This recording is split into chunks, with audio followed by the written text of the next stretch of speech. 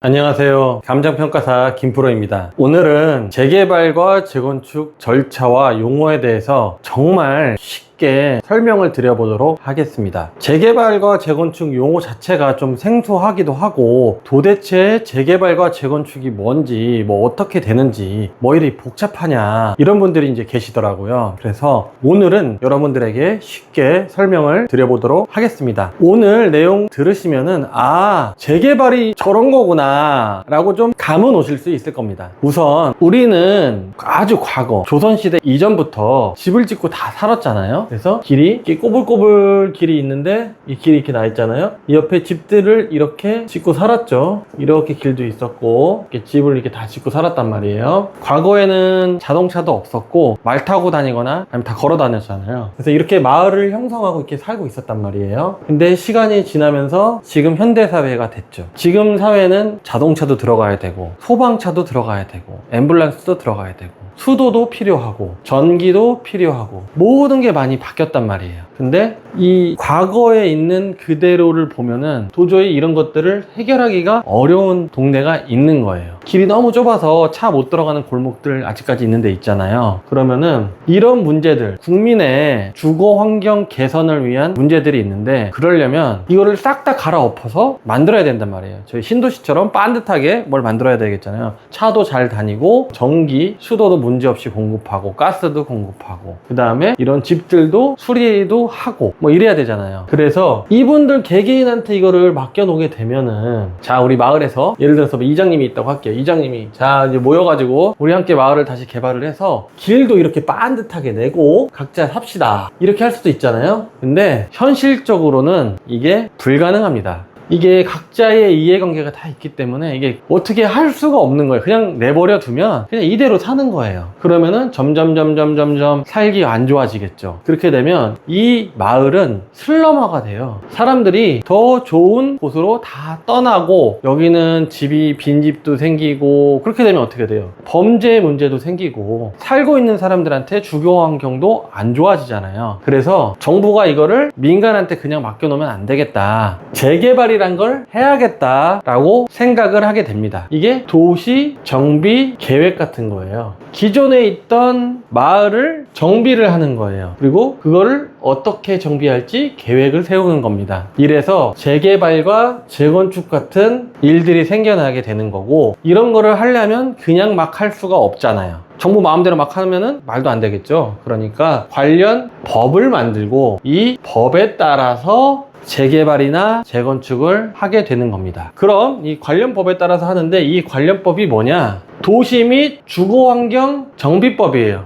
도시정비법이라고 합니다. 그래서 한 마을을 개발을 할 때는 자, 이제 너희들 여기 개발할 거야 라고 하는 게 지구 지정입니다. 여기 무슨 마을 재개발 구역이라고 해서 공식적으로 전 국민이 알 수 있게끔 여기는 앞으로 재개발을 할 거라고 해서 지구를 지정하는 겁니다. 근데 이 지구 지정의 의미에는 여기에 개발을 할 거라는 거에 의미도 있지만 이 안에 있는 기존에 사는 사람들에 대한 권익을 보호할 필요도 있잖아요. 이게 무슨 말이냐면요, 우리가 땅을 이만큼 갖고 있으면은 입주권을 받을 수 있습니다. 어떤 분은 땅을 이렇게 이만한 걸 2개를 갖고 있을 수 있잖아요. 그럼 입주권이 2개가 나오잖아요. 이거를 지구 지정을 함으로써 이게 한 개 그냥 갖고 있으면 1개란 말이에요. 근데 이걸 자르면 2개가 되잖아요. 사람들은 당연히 2개를 받고 싶잖아요, 입주권을. 왜냐면은 입주권은 일반 시세보다 싸게 아파트를 받을 수 있는 거잖아요. 그러니까 돈을 벌 수 있으니까 1개 받을 걸 2개 받는 게 좋은 거죠. 그래서 이 지구 지정을 보통 하게 되면 이날을 기준으로 해서 땅을 분할을 하는 게 인정이 안 되는 거예요. 그러니까 이 전에 분할을 하면은 2개를 받을 수 있는 거고 그냥 갖고 있으면 1개밖에 안 되는 거예요. 왜냐면은 이 큰 땅을 갖고 있는 사람이 이걸 땅을 다 쪼개가지고 다 이제 팔게 되면 여기 조합원 수가 막 늘잖아요, 숫자가. 그러면 시세보다 싸게 아파트를 조합원들한테 주게 되니까 그 차익만큼 사업성이 떨어지는 거죠. 그래서 이 지구 지정은 이 지역을 개발한다고 공표하는 동시에 이 안에 있는 조합원들의 수익률이라고 하면 수익률이고 권익이라면은 권익이겠죠. 그런 걸 보호하는 거예요. 거예요. 일부 재개발은 이 앞에서 따로 일자를 정할 수도 있지만 그거는 좀 복잡한 얘기니까 오늘은 일단 지구 지정 일자가 이런 입주권을 쪼개는 거를 방지하는 기준 일자라고 생각을 하시면 됩니다. 지구 지정에 대해서 추가적으로 말씀을 드리면 어느 지역에 지구 지정을 한다는 의미는 이 안에는 이렇게 사람들이 이렇게 살고 있잖아요. 그러면은 지구 지정을 한다는 것의 내면적인 다른 의미는 이 안에 있는 이 사람들 있죠? 이 사람들 보고 여기를 다 개발을 하라는 거예요. 그러니까 일종의 아파트 개발 사업에 대한 회사를 만들어주는 거랑 비슷한 거예요. 이 사람들이 이 지구를 개발하는 거예요. 다만 정부가 억지로 묶어준 거예요. 좋든 싫든. 그래서 이게 싫은 사람들은 이 지구 지정을 엄청 반대하는 거예요. 이게 한번 묶이면은 이게 해결이 안 되거든요. 정부가 강제로 자 여기 니들끼리 알아서 개발해 이렇게 묶어버린 거예요. 회사를 만들어준 거예요. 그러면은 이 다음에 어떻게 해야 되냐, 어떤 과정이 있냐, 이 개발을 해야 되잖아요. 근데 사람들이 뭐 500명이 있다고 가정을 해볼게요. 누가 해요? 뭐 다 같이 다수결로 하나요 이렇게? 아니면 뭐 국가가 다 하나요? 이 사업을 누군가는 주도적으로 이끌어 가야 되잖아요. 그거를 뭐 법률적으로는 사업 시행자라고도 표현을 하는 거예요. 사업을 진행하는 사람들, 이게 사업 시행자라고 저희가 표현을 하는 거고, 간단하게 여러분들이 알고 있는 게 이게 조합입니다. 여기 있는 분들이 다 같이 뭉쳐가지고 조합을 만드는 거예요. 이 조합은 별도의 법인인 성격이 있습니다. 그래서 이 지구 지정 이후에는 조합 설립이라는 절차를 거치게 됩니다. 이때 어떤 분들은 우리끼리 하는 거 싫다 그러면은 LH에 맡기기도 하는 거고, 아니면 신탁에 맡기기도 하는 거고, 여러 가지 방법이 있는 거예요. 이 재개발 사업을 누가 주도적으로 할 거냐, 조합으로 할지, 아니면 LH로 할지, 아니면 신탁 방식으로 신탁회사에게 맡길지, 그걸 결정하는 거예요. 대부분 조합으로 많이 합니다. 그래서 여러분들이 조합 설립을 하겠다고 해서 총회를 하는 거예요. 조합 설립 만들겠다 해서 총회를 하고 조합을 설립하게 됩니다. 그럼 대표가 있어야 될 거 아니에요. 이게 조합장입니다. 여러분들은 이 재개발 구역의 아파트 개발 사업의 주주가 되는 거예요. 이 주주가 되는 거고, 그 주주의 주식 가치라고 해야 되죠. 그거는 이 부동산 가격인 겁니다. 이 부동산을 가격을 가지고 여러분들이 이 재개발 회사의 주주인 거예요. 어떤 분은 5억인 거고, 어떤 분은 10억인 거고, 어떤 분은 20억인 거고, 이렇게 되는 겁니다. 근데 이 금액은 아직 결정이 안 난 거죠. 그건 나중에 결정됩니다. 일단은 주주가 된 거고, 주주들이 모여서 조합장을 선택을 한 겁니다. 그래서 네가 잘해봐라, 잘해라, 널 믿는다 해가지고 너 월급 1000만 원씩 줄게, 대신 똑바로 잘해, 이렇게 되는 거죠. 근데 문제가 많이 발생하기도 하죠. 그래서 정부에서는 이러한 재개발 조합에 대해서 정기적으로 관리 감독을 하는 겁니다. 일단 조합 설립까지 왔어요. 그래서 여러분들이 재개발 회사에서 대장을 뽑고 본격적으로 이제 아파트 개발 사업을 하게 되는 겁니다. 자, 이 다음에는 이 사장님이 이제 생겼잖아요. 그래서 이 사장님을 필두로 해서 막 계획을 세웁니다. 우리는 여기다가 50층짜리를 질 거예요. 아니면은 엄청 이쁜 아파트를 질 겁니다. 아니면은 친환경으로 뭘 할 겁니다. 막 그런 계획들이 있잖아요. 이 재개발 사업을 어떻게 진행할지, 그리고 어떤 모습으로 할지를 결정을 하고, 그거에 대해서 국가의 승인을 받아야 됩니다. 사업 시행 인가라고 불리는 게 이겁니다. 여기다가 기존에 있던 주택들 다 없애고 뭐 50층짜리 아주 이쁜 아파트를 짓겠다고 해서 이거를 그냥 막 지으면 되는 게 아니에요. 왜냐면은 이거를 지으려고 그러면은 기존에 있던 수도도 있고 가스도 있고 도로도 있고, 그죠? 그 다음에 아파트를 짓게 되면 여러 가지 경관이라든가 아니면 인근 지역 교통의 문제, 여러 가지 문제들이 막 발생을 하잖아요. 그래서 내가 짓고 싶다고 막 짓는 게 아니고, 이거를 가지고 사업 계획을 가지고, 이제 국가라고 하죠. 보통 이제 서울이면 서울시 구청의 승인을 받아야 되는데 국가라고 이제 표현을 할게요. 그냥 국가에게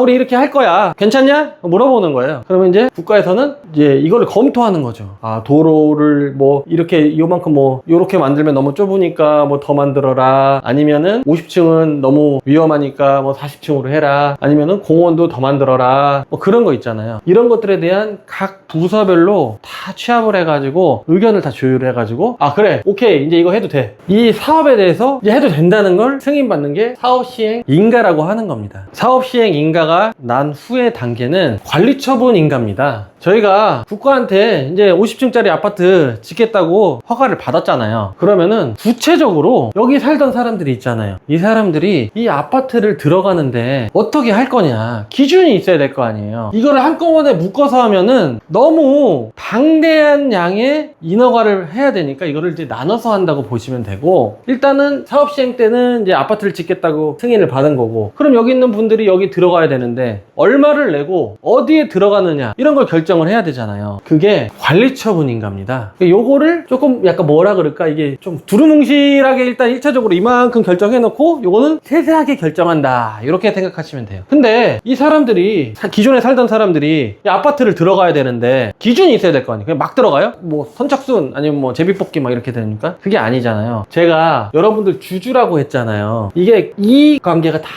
얽혀져 있는 겁니다. 아니 5억 가진 사람도 아파트 똑같이 하나 주고 20억 가진 사람도 아파트 똑같이 하나 주고, 그럼 너무 불공평하잖아요. 그래서 이 사이에서 감정평가라는 거를 진행을 하는 겁니다. 아까는 그냥 개략적으로 말씀드렸는데 이때 진짜 내 가격이 얼마인지 결정이 되는 거예요. 기존에 개발하기 전에 나는 5억짜리 집이다, 나는 20억짜리 집이다, 이렇게 결정을 해야 되는데 누가 해요? 자기네끼리 얘기하면은 한도 끝도 없잖아요. 당연히 다 내 집이 비싸다고 할 거 아닙니까? 지분이잖아요. 지분, 이익관계가 있다고 했잖아요. 그러니까 누군가는 저거를 결정을 해줘야 돼요.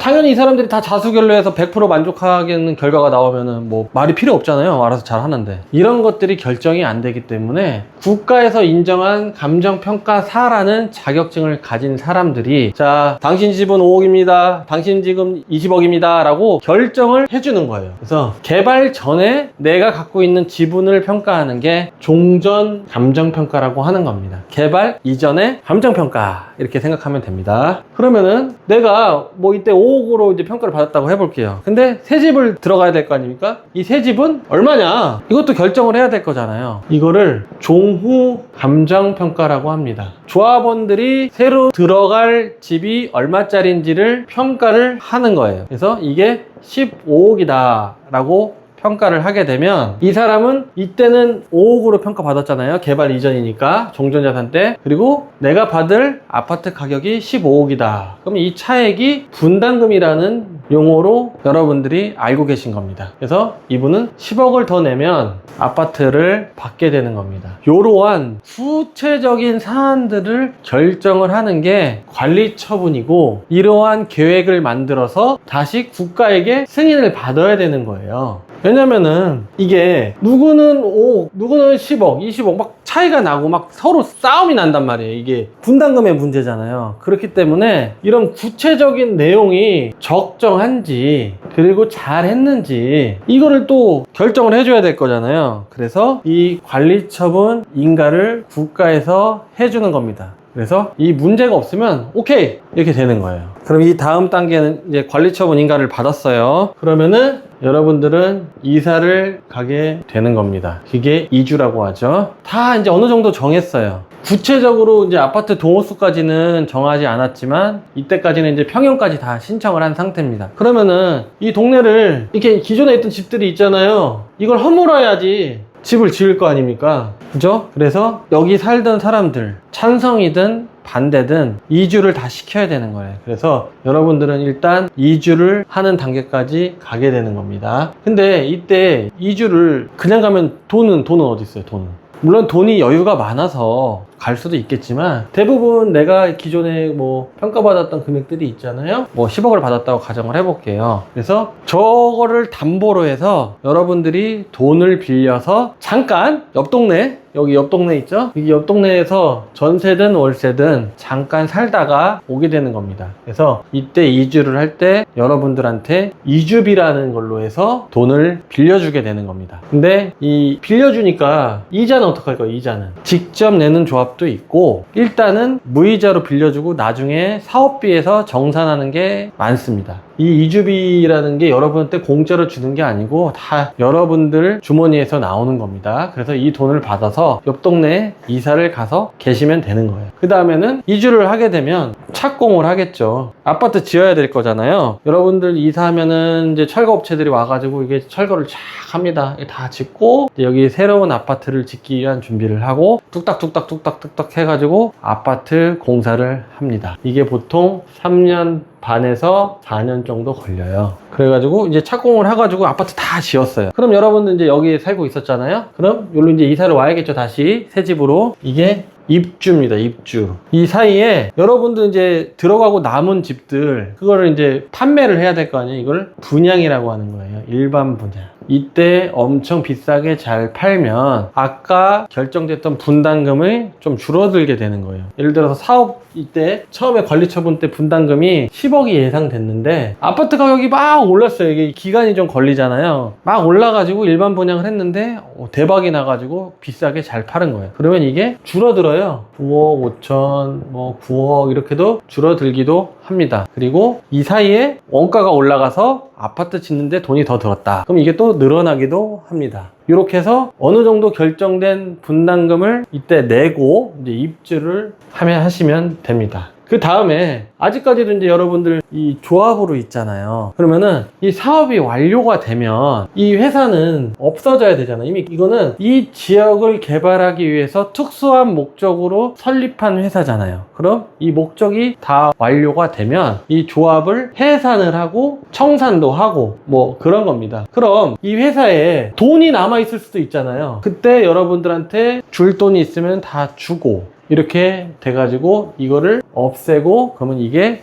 사업이 끝나게 되는 겁니다. 그 이후에는 여러분들은 새 아파트에서 살게 되시는 겁니다. 오늘은 재개발에 대해서 이게 어떤 사업이고 왜 해야 되고 그리고 어떻게 흘러가는지 각 절차에 대해서 최대한 편하게 여러분들한테 설명을 드려봤어요. 이 정도 설명이면은 재개발은 이런 식으로 흘러가는구나 라고 충분히 이해하셨을 겁니다. 물론 각각의 과정마다 조금 더 디테일한 것들이 있지만 그거는 이제 앞으로 같이 공부하면서 알아보면 될 것 같습니다. 그럼 이제 여기서 조금 더 이제 들어가게 되면 여러분들은 여러분의 재산과 직접 관련되어 있는 이 숫자에 대해서 되게 열심히 공부를 하셔야 되는 거예요. 그게 아까 말씀드린 저희 감정평가라는 겁니다. 특히나 종전자산 개발하기 이전에 내 부동산의 가격이 어떻게 평가받느냐에 따라 여러분들이 분담금에 영향을 많이 미치거든요. 제가 실제로 이렇게 평가를 하다 보면 본인들이 생각하시는 평가 금액보다 낮게 받는 사람들의 특징들이 좀 있더라고요. 고정 댓글란에 링크 남겨놓을 테니까 참조하시기 바랍니다. 오늘 영상이 도움이 되셨다면 좋아요 부탁드립니다. 그리고 앞으로도 여러분들이 실제로 손해보지 않으려면 꼭 알아야 되는 지식들에 대해서 계속 올려드리도록 하겠습니다. 좋은 정보 놓치지 않으시려면 구독과 알림 설정 부탁드립니다. 이상 감정평가사 김프로였습니다. 감사합니다.